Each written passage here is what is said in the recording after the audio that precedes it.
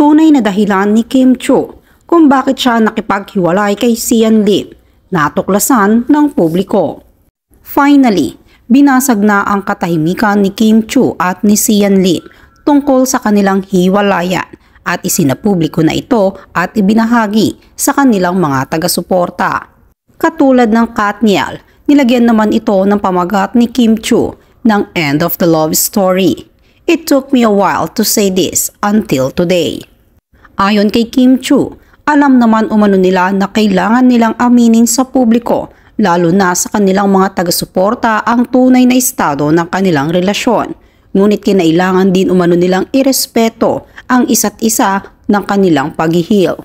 Ayon kay Kim ay mahalaga talaga ang pagmamahalan sa isang relasyon, ngunit kung minsan ay hindi sapat ang pagmamahal para manatili sa relasyon.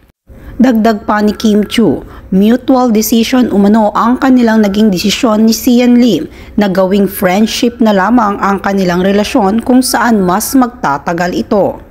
Ayon pa sa kanya ay pinasasalamatan nila ang kanilang mga taga-suporta at tagahanga na talaga nagbibigay sa kanila ng pagmamahal.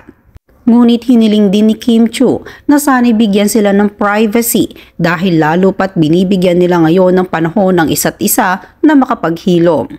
Isang oras matapos ilabas o i-post ni Kim Chiu ang tungkol sa kanilang hiwalayan ni Sian Lim ay nagbahagi na rin ang kanyang ex-boyfriend na ngayon na si Sian ng kanyang breakup story.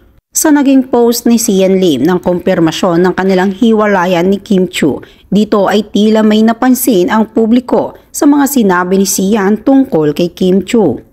Ayon kay Sian, best gift umano ang pagkakaroon niya ng isang Kim Chiu sa kanyang buhay, lalo pat na-express nito ang kanyang pagmamahal to the fullest. Dagdag pa niya ay talagang i-cherish niya umano ang mga pinagsamahan nila ni Kim habang buhay. Sa bandang huling bahagi ng kanyang naging mensahe para sa kanilang hiwalayan ni Kim Chiu, napansin ng mga netizens na tila may hinahanap na pagmamahal si Kim sa kanya. Ayon kasi kay Sian, I wish that you will find all the happiness and love you are searching for. You deserve nothing but the best.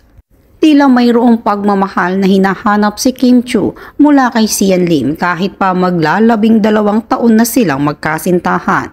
Ayon pa kay OJ Diaz, nabanggit na rin nito na talagang hinihintay na lamang umano ni Kim Chiu na mag-propose sana sa kanya si Sian Lim, ngunit ito ay hindi na nga nangyari. Komento tuloy ng ilang publiko, tila nais nang mag-settle down ni Kim Chiu, ngunit hindi pa handa si Sian Lim, kung kaya't nagkaroon ito ng misunderstanding.